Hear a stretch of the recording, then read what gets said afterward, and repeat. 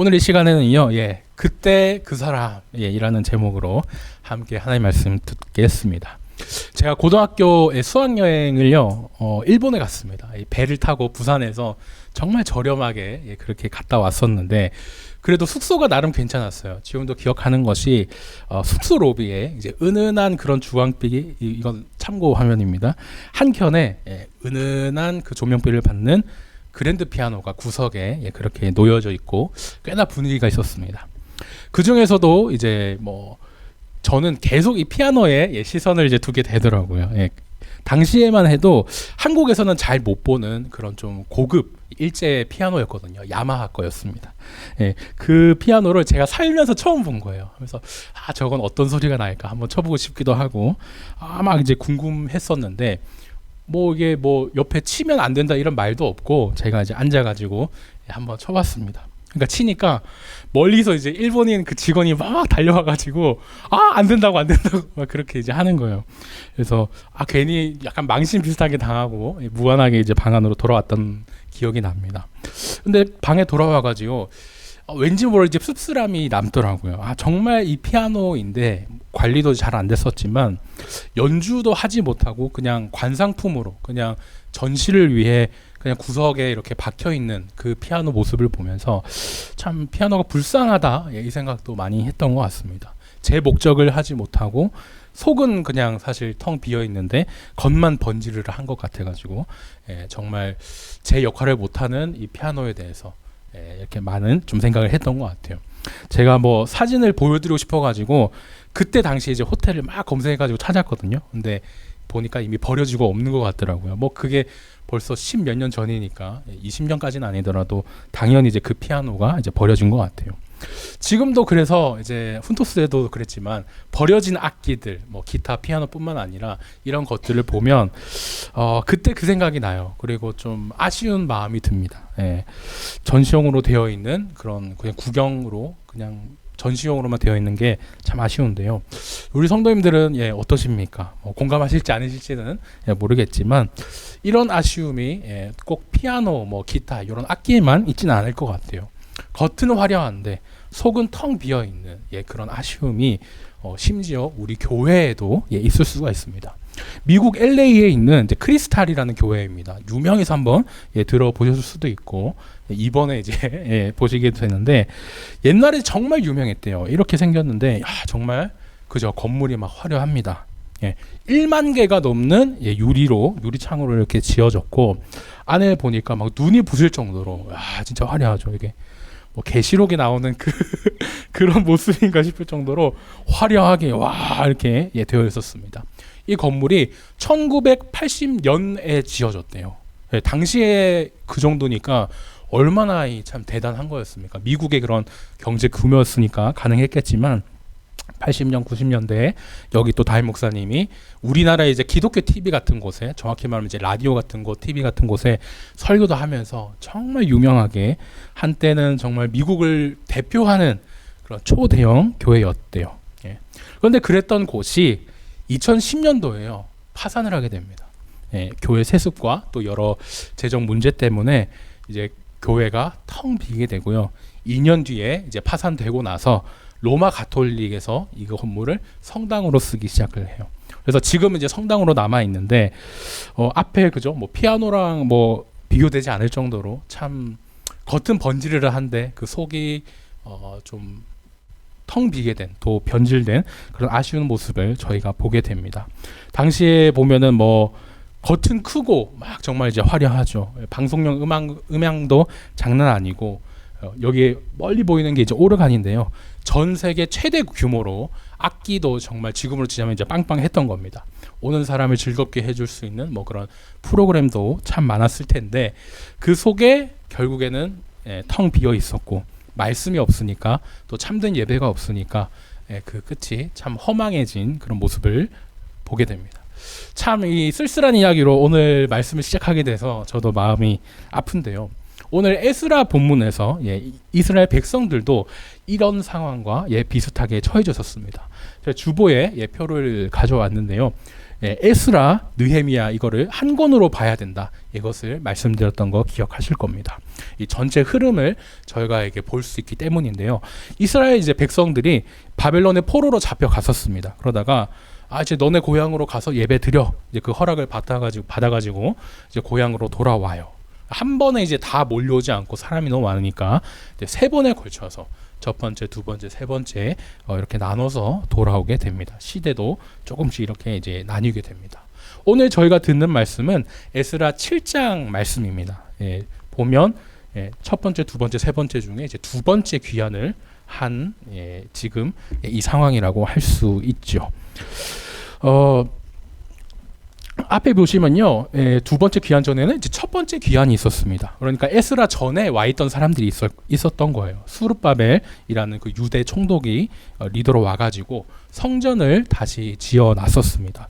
그 전에 많은 이야기들은 생략을 하고 오늘은 이제 에스라에 집중을 해서 보면 성전을 지어놨고 정확히 말하면 이제 건물로 된 성전은 딱 그냥 튼실하게 지어놓은 거예요. 그런데 그 속이 텅 비어 있었습니다. 이스라엘 백성들은요, 우리가 이제 고향만 돌아가면 뭔가 될 거야 이렇게 희망을 품고 돌아왔다가 큰 현실 어려움에 이제 부딪혔었습니다. 왜 이러지? 왜 안 되지? 하나님이 성전에 함께 해주신다 그랬는데 우리가 아직 성전을 안 지었구나. 성전을 짓자. 성전만 지으면 뭔가 달라질 거야. 그렇게 해서 열심히 지었는데 사실 여전히 정치적으로나 경제적으로나 뭐 종교적으로나 이 나아진 상황이 하나도 없었습니다. 생각한 대로 다 안 풀리잖아요. 이제 백성들이 이제 좌절하면서 우울감에 시달리고 있는 거예요. 우린 정말 버려진 건가? 이 생각도 하면서 나중에 이제 말라기를 보시면 당시 백성들이 조금 하나님 우리가 이렇게까지 했는데 서운합니다. 약간 이런 그런 서운함을 표현하는 이런 이제 모습도 나오거든요. 그러니까 당시 건물은 지었는데 아무것도 달라진 게 없고 그렇게 고생해서 지었는데 허탈해하는 그런 모습이 있었습니다. 물론 정말 그 성전 건물이 텅 비어 있었던 건 아니죠.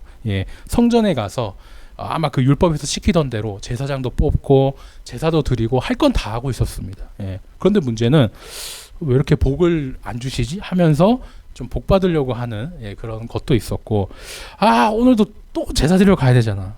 뭐 해야 되니까 뭐 해야지 뭐.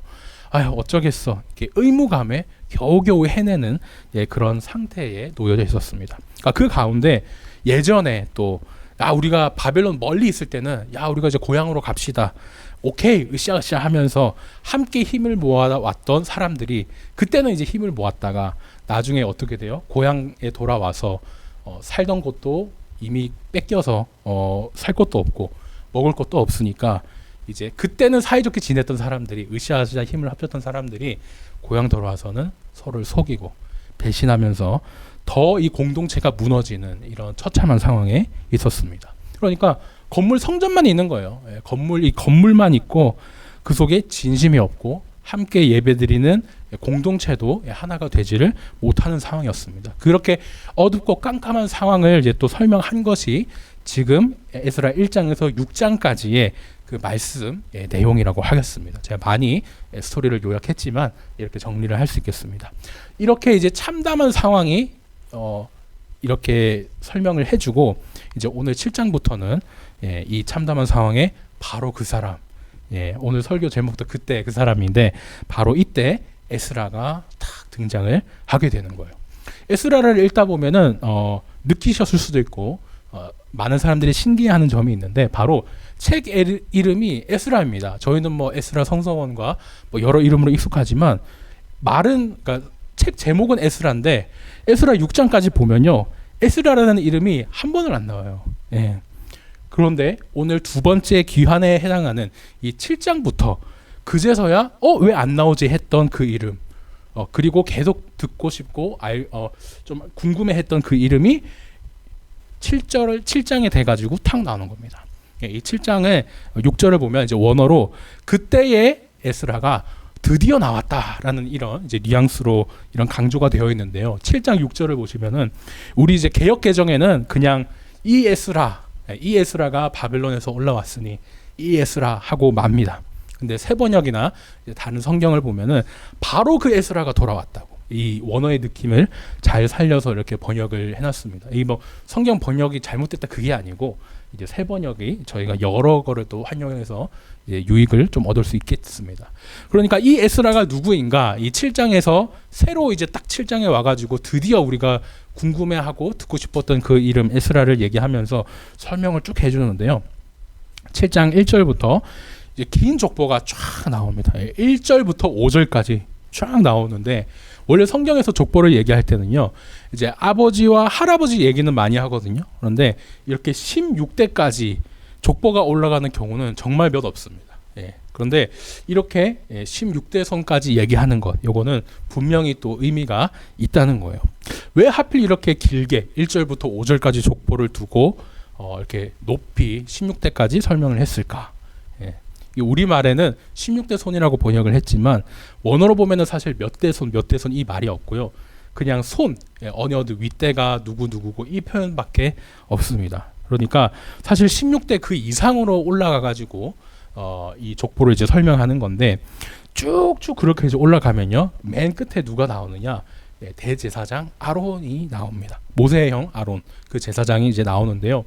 왜 이렇게 족보를 적었을까? 뭐 나가 말이요, 우리 족보가 말이요, 이렇게 설명하려고 한 것은 당연히 아닐 것입니다. 나중에 에스라가 이제 하는 일들이 있거든요. 저희가 읽었던 내용이 있지만 에스라가 하는 일들이 말씀을 가르치고 하는 일에 있어서 에스라는 정말 그 일을 해낼 수 있는 사람이었다. 제사장의 후손이라서 정통성이 있었고, 정통성이 있죠. 막 이제 말씀을 다루고 또 예배를 다룰 수 있는 사람이었다. 라는 것을 이제 밝히기 위해서 5절이라 되는 그 긴 내용을 이 족보로 이제 설명을 소개를 해준 것입니다. 그러면 이제 이 에스라가 이렇게 참 정통 제사장 가문에 있는 사람인데 어떤 일을 하느냐? 저희도 이제 두근두근 이렇게 거리는 마음으로 기대하면서 이제 말씀을 보게 됩니다. 6절에 와가지고요. 이제 그 사람이 에스라다. 이렇게 막 정통성이 있고 막 이렇게 하나님의 일을 할 수 있는 사람이 에스라다 이렇게 얘기를 하는데 이런 사람이 예루살렘 또 이스라엘이 그 어둡고 우울했던 시기에 온 겁니다. 하나님이 보내주신 거죠. 에스라는 어떤 사람인가? 먼저 6절 말씀을 보니까 하나님이 주신 모세의 율법에 익숙한 학자였습니다. 6절 처음에 에스라가 바벨론에서 올라왔다고 그럽니다. 그리고 뭐 7장이나 8장이나 뒤에도 보면 오늘 올라왔다 이 말이 참 많이 나오거든요. 우리 생각할 때 그래 이스라엘의 수도 그 예루살렘이 산 높은 곳에 있으니까 그래 뭐 올라가는 거지 이렇게 생각할 수도 있습니다. 구약에서는 예루살렘 갈 때 특히 시편에서도 그렇고 성전에 갈 때 올라간다 그러잖아요. 뭐 시온산에도 올라가고 뭐 내려간다 이런 말은 없습니다. 높이 계신 하나님을 만나러 가는 거기 때문에 또 올라간다 이렇게도 생각을 할 수 있지만 더 정확히 말하면요, 오늘 에스라에서 예루살렘 으로 올라온 것, 또 바벨론에서 올라왔다는 것은 더 좀 큰 의미가 있습니다. 뭐냐면 올라왔다 이 표현이 뭐가 중요하냐면 이제 우리 한국어 성경에는 모세가 애굽에서 뭐 빠져나왔다, 뭐 탈출했다 이런 식으로 이제 표현을 하는데 원어로 볼 때는 사실 애굽에서 탈출했을 때 그거를 올라왔다라고 표현을 해요.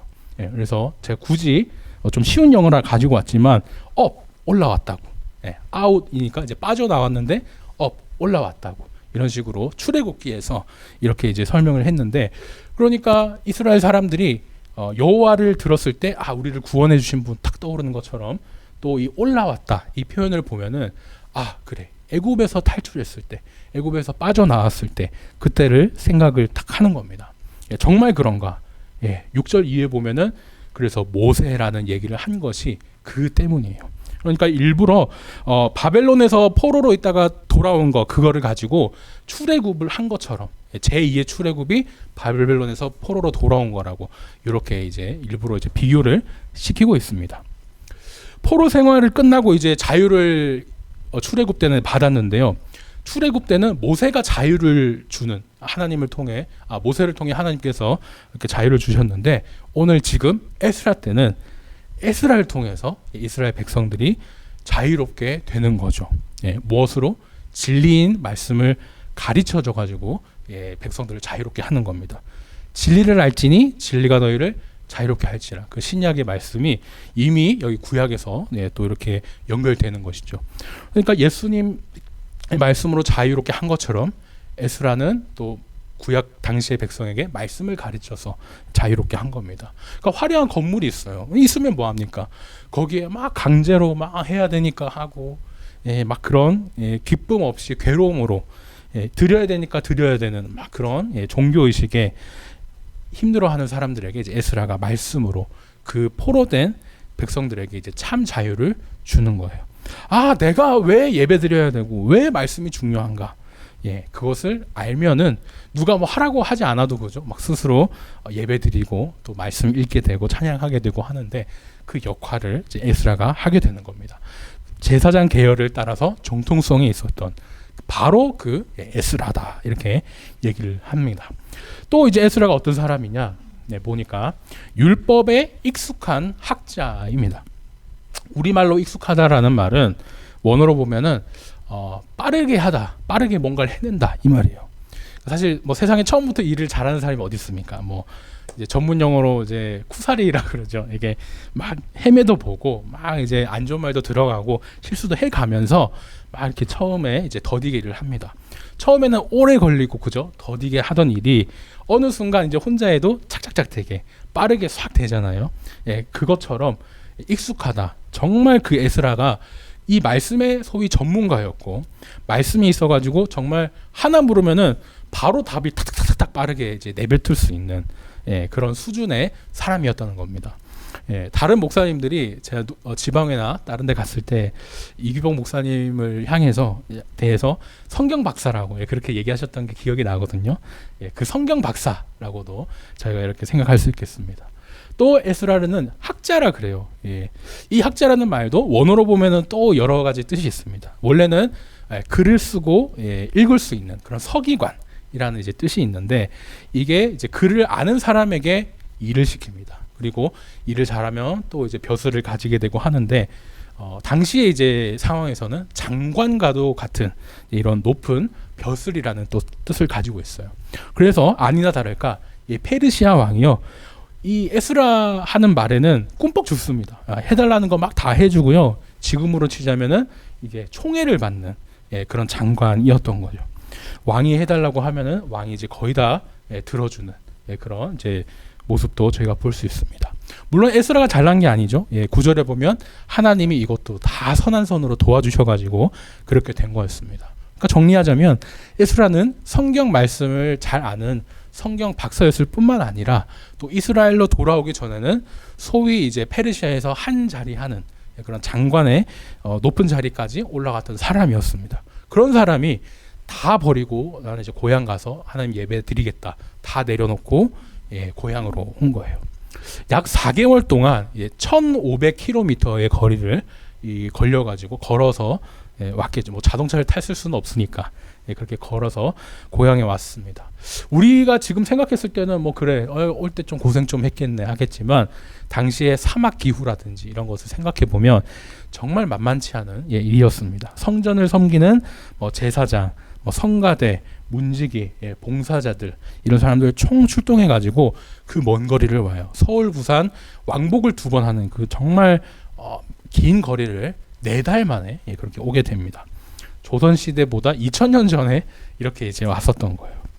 7절에 이제 느디님이라는 사람이 나옵니다. 느디님이라는 사람이 옛날에는 이제 성경 연구가 좀 잘 안 될 때는 이 뜻을 잘 몰랐어요. 그래서 이게 족속 무슨 이름인가 보다, 가나안 족속처럼 족속 이름인가 보다 하고 이제 느디님이라고 적었는데 이제 최근 연구에서는 그 뜻이 밝혀졌습니다. 이제 성전에서 온갖 일을 다 맡아서 하는 사람, 성전 봉사자 이런 뜻으로 뜻이 밝혀졌거든요. 그래서 새 번역 같이 이제 요즘 나온 번역에서는 이 느디님을 성전 봉사자 뭐 이런 식으로 이제 번역을 했는데 저희가 이 뜻도 한번 기억해 주면 좋겠습니다. 그러니까 정말 총출동해 가지고 야 우리 예배 드리러 가자, 고향으로 돌아가자 이렇게 이끌고 나왔던 겁니다.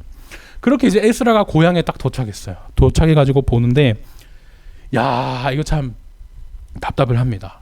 성경 박사고 또 장관 출신으로서 모르는 행정적인 거나 이런 상황까지 잘 파악하는 에스라인데 지금 상황을 보니까 너무 답답한 거예요. 이 성전 건물은 있는데 건물만 있지 안에는 영적으로 다 그냥 죽어 있습니다.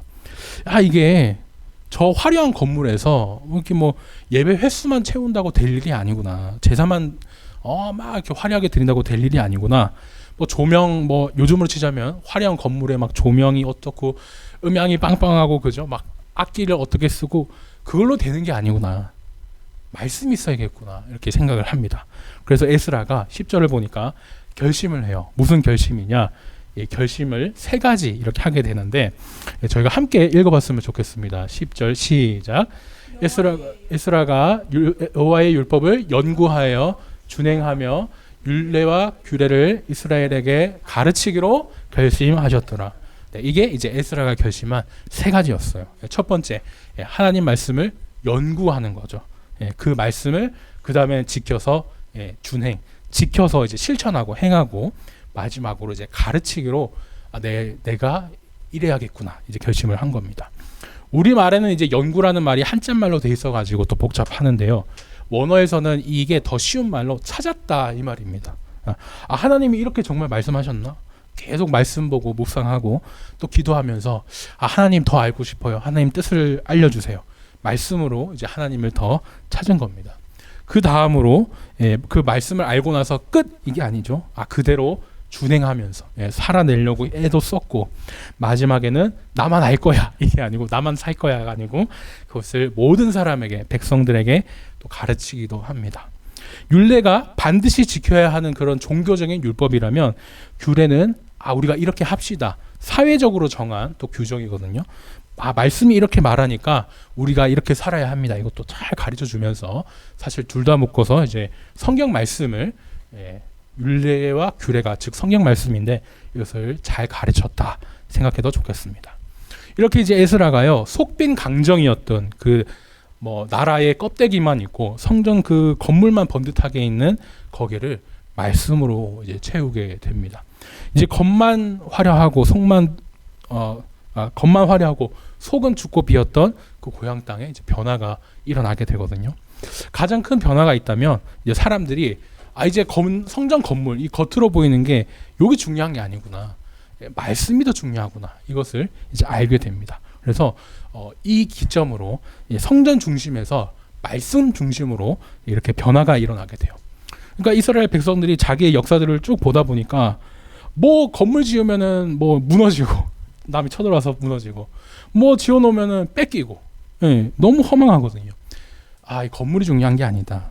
그렇게 깨달으면서 이제는 우리가 무너뜨리려고 해도 못 무너뜨리는 것, 빼앗으려고 해도 빼앗을 수 없는 것, 그거 말씀. 우리가 말씀을 찾아야겠다.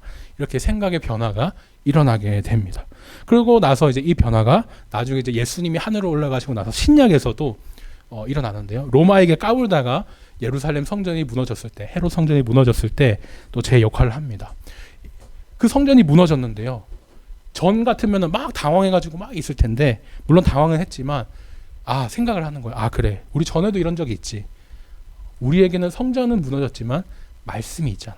하면서 예루살렘 그 성전 건물에 하나 모여서 제사 드리는 그 제사 중심의 그 유대교였죠. 그 기독교가 이제는 마을마다 있는 회당에서 말씀 듣는 그 모습으로 그렇게 기독교가 또 변하게 됩니다. 사도 대부분이 그 회당에 가가지고 또 말씀 전하고 복음 전하면서 이제 전도가 됐잖아요. 그때 그 부흥의 시작, 교회의 시작이고 헌신과 뿌리, 그것이 이 에스라 때부터 또 시작이 됐다. 말씀을 가르쳤던 것에서부터 시작이 된 것입니다. 이걸 누가 했느냐? 바로 그때 그 사람 에스라가 했던 겁니다. 오늘 이제 말씀을 정리하겠습니다. 오늘 저희가 그때 그 사람이라는 제목으로 에스라 말씀을 들었습니다. 대부분의 사람들이요 이제 교회를 찾을 때 뭐 크고 화려한 건물, 뭐 빵빵한 음향, 뭐 사람을 즐겁게 하는 그런 프로그램들, 뭐 모임이 활성화되어 있느냐 이것을 많이 찾습니다. 참 세상과 별반 다를 바 없는 그런 모습에 아쉽기도 한데요. 그런데 그 화려한 성전 건물 속에 속이 텅 비어 있고 그저 영적으로 죽어 있다면 그거만큼 또 슬픈 게 없을 것 같아요. 에스라가 고향에 돌아와서 느낀 모습이 이러했을 텐데 우리는 이런 세상을 따라가지 않고 말씀으로 하나님을 찾고 살아내면서 백성에게 가르치는 에스라의 모습을 보면 좋겠습니다. 하나님은요 에스라와 같은 그런 귀한 사람들을 여러 때마다 보내주셨어요. 그때 그 사람, 그 목회자 참 성도도 사랑하고 열심히셨는데 말씀 참 열심히 가르치셨는데 이렇게 생각나는 우리 믿음의 선배 또 동역자들이 있습니다. 앞으로 당연히 또 하나님은 이런 에스라 같은 사람을 보내주셔서 이렇게 또 쓰시겠죠. 구약 시대에 이제 에스라가 이렇게 노력한 걸 보고 이후에 이제 그 가르침을 계속 지켜나간 사람들이 있었습니다. 제사장은 이제 구약 시대 때 있었으니까 당연히 있고, 신약에 나타나는 서기관, 율법학자, 그 사람들이 이 에스라의 또 영향을 받아서 이렇게 말씀을 가르치고 공부하고 했던 사람입니다. 근데 꽤나 의외죠. 이제 신약에서 나타나는 서기관, 율법학자는 저희가 말씀을 봤을 때 분명히 성경을 공부하고 아는 사람인데 예수님을 못 알아본 사람이잖아요. 성경이 예수님이 하나님이라고 이렇게 계속 얘기했는데도 그 성경을 알아야 하는 서기관과 율법학자 또 제사장들이 정작 예수님을 못 알아보고 십자가에 못 박은 일을 제가 기억합니다. 이게 또 생각해 보면 사람이 모두 죄인이기 때문에 우리가 모두 한계가 있구나, 이것을 또 깨닫게 되는데요. 그렇기 때문에 저희가 또 대신 한계가 있는 사람이 아니라 완전하신 예수님을 바라보게 됩니다. 사람 제사장은요 제대로 역할을 못했습니다. 또 서기관 율법학자도 처음에는 막 이렇게 열심히 잘하려고 했지만 결국에는 또 한계가 있어서 결국에 말씀이신 예수님께서 스스로 이 땅에 사람의 몸으로 오셔가지고 말씀을 가르치시고 또 대제사장의 역할을 스스로 해주셨죠. 예수님께서는요 읽고 쓰지 못하는 사람을 위해서 죄인으로 또 성전 건물에 출입하지 못하는 그 사람들에게서도 그 사람들을 위해서도 먼저 다가가셨고 그 사람들에게 말씀을 가르쳐주고 또 복음을 전해주셨습니다. 그렇게 해서 한계가 있는 사람 대신에 예수님은 스스로 말씀이신 분이 이 땅에 오셔서 말씀으로 다가와 주시고 말씀을 가르쳐 주시고 또 죽음으로 인해 사람은 계속 바뀌어야 수밖에 없게 됐지만 그 바뀌는 사람 한계 있는 제사장 대신에 또 영원한 대제사장이 되신 분이 우리 예수님이죠. 그때 그 사람, 참 사람이 그리울 때도 있습니다. 저희는 그때마다 그것보다 완전하신 예수님을 생각하면서 더 붙잡았으면 좋겠어요. 우리가 말씀을 더 알려고 할 때 성령님이 우리에게 말씀을 가르쳐 주시고 깨닫게 해주시고, 말씀대로 살려고 할 때 성령님 우리를 도와주시고, 또 가르칠 때에도 권능과 지혜를 주시고 늘 우리를 떠나지 않고 함께 해주십니다. 겉으로 보이는 건물, 불완전한 사람, 그것을 보는 것이 아니라 그 어떠한 것보다도 완전하신 예수님, 진리이고 말씀이신 예수님을 붙잡으면서 저희가 예수님을 닮아서 말씀 연구하고 준행하고 가르치는 그 사람이 저희가 되기를 또 소망합니다. 바라기는요, 이 완전하신 예수님을 붙잡으면서 말씀 연구하고 준행하며 가르치는 저와 우리 모든 성도님 되시기를 예수님 이름으로 축원합니다.